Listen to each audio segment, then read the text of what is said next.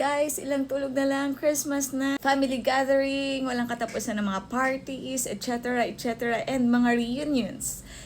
But may I remind you guys of the very important reason why we celebrate this season. It's because of the Lord Jesus Christ. Why He was born, why He lived, and why He died, and why He rose again.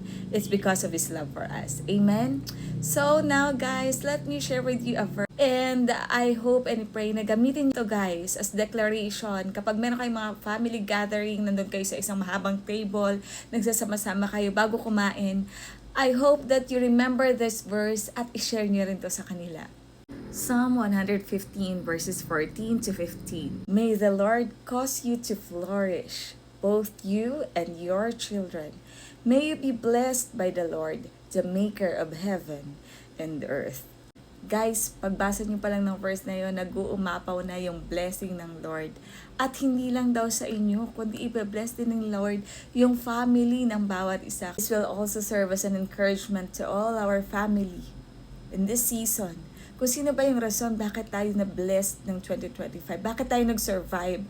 As long as you are here celebrating Christmas, that's considered a blessing. So how much more yung flourish abundantly na i-bless ng Lord sa atin this 2026. Hindi lang sa'yo, kundi sa family mo. So don't forget to share this. Lord, we declare Psalm chapter 115, 14 to 15 sa buhay namin, sa buhay ng aming pamilya.